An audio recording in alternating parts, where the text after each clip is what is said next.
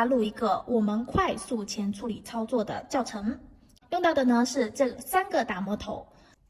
然后我们可以看到这2个打磨头的区别是什么呢？它们的粗细度不一样。这个呢适用于顾客后甲廓的死皮比较少、皮肤比较嫩的。这个呢稍微粗一点的正常皮就是可以使用的。我们先用我们的锥形头去推起立面，然后剪掉死皮之后呢，用我们的这个长棒头打磨刀口，我们的前处理就完成了。那么接下来给大家展示实操的部分。做前处理第一步是修本甲甲型。用到的是这种木片的本甲锉，推荐大家选择一款锋利的，就可以快速完成操作啊。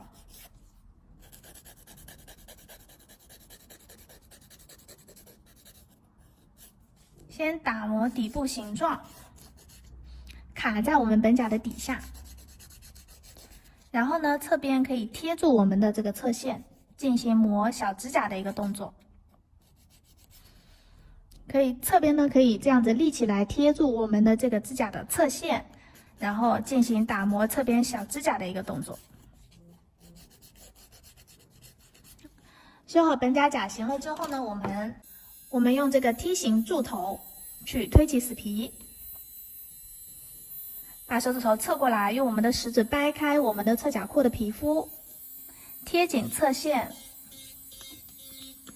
用的是我们的这个尖尖。首先第一个，这个打磨头因为它的前面的平头是很锋利的，如果我们抬起来了，就会造成什么伤害我们甲面，挖出一条护城河。所以一定是首先第一步使用细节啊，使用细节第一步一定要躺平在我们的甲面上，不要往下压，然后用这个平头的尖尖部位，这个尖尖部位看得见吗？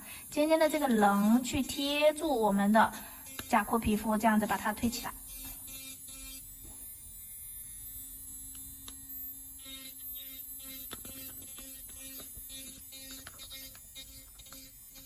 看，整个就是躺平在我们甲面上的，切记千万不要抬起来。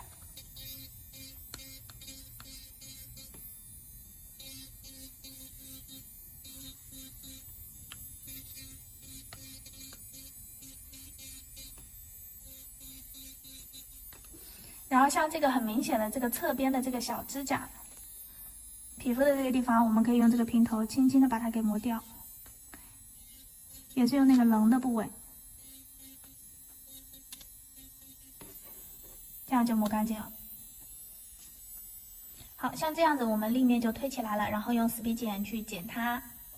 那么这个顾客真的是没有多少，我们可以直接用打磨头去磨的啊。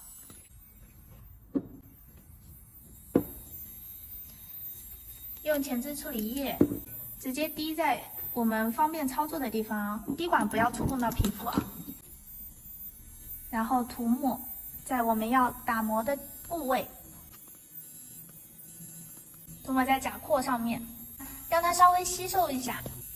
好，来总结一下啊，后甲廓的部位用头的部分看，然后侧甲廓的部位用身体的部分，大面积快速抛光。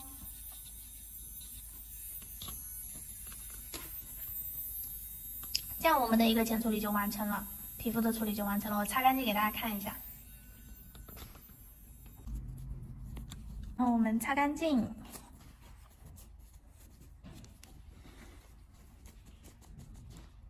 我们来看一下，这样我们的快速前处理操作就完成了。